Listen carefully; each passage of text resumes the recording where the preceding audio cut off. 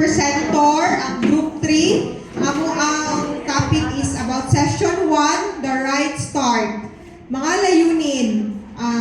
Sa pagtatapos ng sesyon, ang mga nanay ay nasahang magkakilala at magkapalagayang loob ang mga facilitator at kapwa nanay.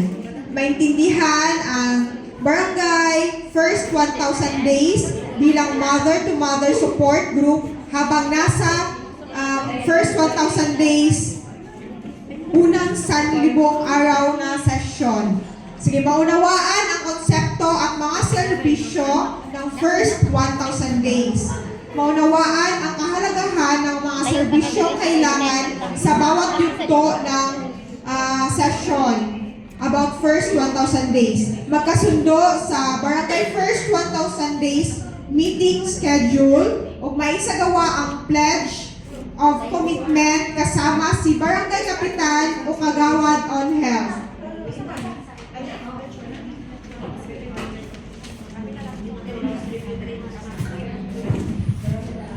Excuse me, natin kapitanan sa pledge of commitment. Wala, ma. Katong mag-pledge na ito human sa session, wala? Wala, ma'am. Ipapas lang na mo. Dapat mag-pledge after. Ito magamit si Kapitan. Ihata ang mic, ihata. Balik ihata ang mic para matulog. Okay, mag-start kami.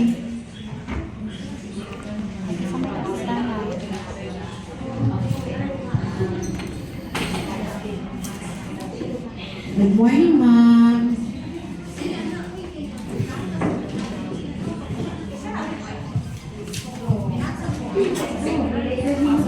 Ganda na ang timong, ha? Ganda na yan.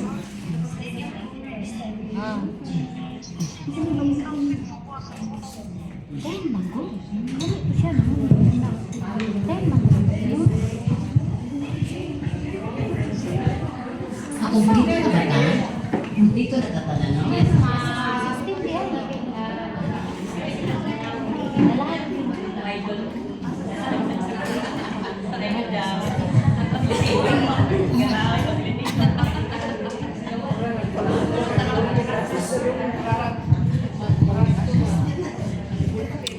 So, kumusta mga nanay? Bago ka mag-start, mag-room sa ha? So, Maricly Montero. Mary Grace Salasan. Alasan. Lani Tinebro. Bago ka dahil. Ano ma? Hindi sige. Good. Grace Damon-Damon. Ay, buwan. Lizelle Bistal.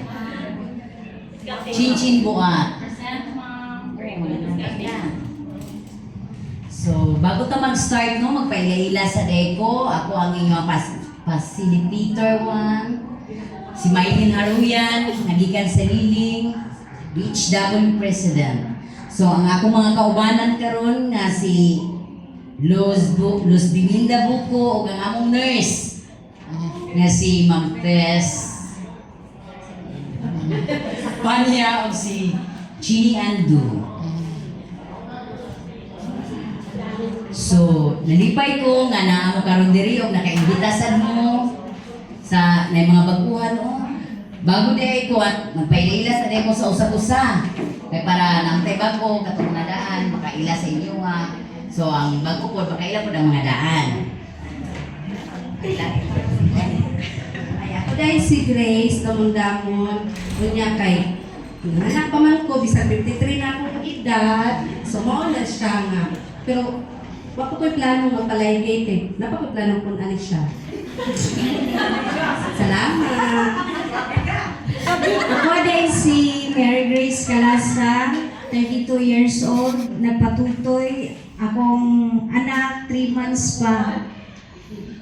Ako dahil si Lani Tinebro, 16 years old. 3 months na buntis. Sa'yo na ako.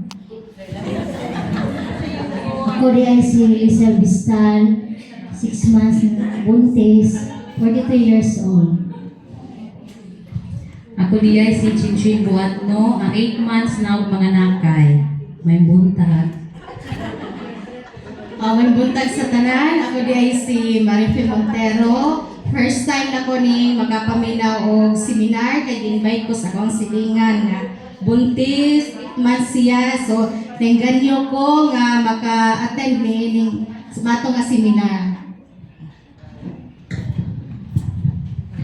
So nalipay mino nga kamo na din ni karon ug naka-invite pud mo sa inyong mga kasilinganan. So kinsa man tong nakahinumdum sa una natong session? Ug unsa man tong atong gihisgutan? About sa Ang pagpatuloy available sa tanang oras bisan asa. very good. So ito din. So sa makausapan no, mga nanay, kami so kung ako mga kaubanan no, nagapasalamat nga kamo mitubag sa amo ang paganyo pagtawag sa inyo ha sa ato ang meeting karon kay kini nga meeting or session kini magahatag og kaayuhan sa ato ang mga nanay. So ang among tumong nga mapaabot sa inyo ha sa ato ang session is magkakilala at kalagayang loob ang mga facilitator at kapwa nanay. Ikaduha, maintindihan ang barangay first 1,000 days bilang mother-to-mother support group habang nasa first 1,000 days. Katulo, maunawaan ang konsepto at serbisyo 1,000 days. Kaupat, maunawaan ang kahalagahan ng serbisyong kailangan sa bawat yugto ng F1KD. Ikalima, magkasundo sa BF1KD meeting schedule. Ikaunom, maisagawa ang pledge of commitment kasama si barangay kapitan o kagawad on health. So, ang ato ang mga tumong sa ato ang sesyon. So, ang atong session karon is, ang ato ang topic is about F1KD, no? So, mga tatong layunin nga, mga tatong mga tumo nga masabda na to. Kinsa na may nakadungog aning F1KD? Ma'am Chinchin. Nakadungog na ka na, ma'am? Okay, si Ma'am Chinchin nakadungog. Kinsa pa may nakadungog? Unsa may imong nakabot nga huna-huna about sa F1KD? Unsa may imong huna-huna niya? Unsa man ni siya? Pagkaon? About sa pagpasuso, correct? Unsa pa? Sa pagbuntis, correct? O sa pagpakaon sa bata, okay. Mao ni siya ang F1KD nga atong i-discuss karon. So ang F1KD mga mama mao kini ang first 1,000 days ni baby. So but pasabot gikan kana siya sa atong pagbuntis hangtod kana siya sa ika 23 months sa atong anak. So ang F1KD o first 1,000 days na siya tulo ka stage. The first stage is the infancy. Katong infancy is mo-consist to siya 270 days. Mao tong 9 months sa atong tiyan. Mao to siya 270. So sa atong pagbuntis, kailangan first try sa atong pagbuntis moadto na kita sa ato ang nagkadaiyang health center para magpa-prenatal. Kaya naman, moadto kita sa atong health center para mag-prenatal. Tungod magod ni siya sa first try, diha ang developing stage sa brain sa atong baby. So kailangan ma-intake sa mama ang folic acid, calcium, and ferrous sulfate nga mo na siya ginainom sa mga mama, no? So, first try sa pagbuntis, wadto na jud ta sa health center. So, kailangan po sa kabuntis ang tetanus toxoid. So, pagkahuman ana, mga laboratories, need po na sa mga mama. sa kayang pagpaprenatal ang mga laboratories. So, moto siya no ang sa pagbuntis na to. Moto ang ato ang himuon ng mga mama, mabuntis ta, mato himuon, moto yung tag health center. Dili ta mo ato nga 8 months na atong tiyan. Unsa pa may mahimo nga ang developing stage sa brain sa baby is dito man sa first try. So, mitras nga na balon mabuntis pa 1, 2, or 3 months at to na dyan mo dahil sa health center. So the second stage of F1PD is the infancy. The infancy consists of 180 days. So mauna to siya ang gikan sa pagkatao hangtod sa 6 months. So mo to siya gitawag nga infancy stage.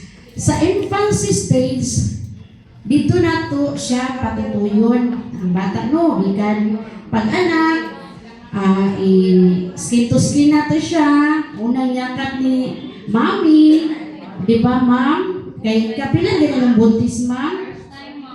First time, so wala pa ka. So mo na buhaton din mo silang anak na bagong na tao, mo na siyang kanang skin to skin contact. Then, pagkahuman, nabintag lang ako.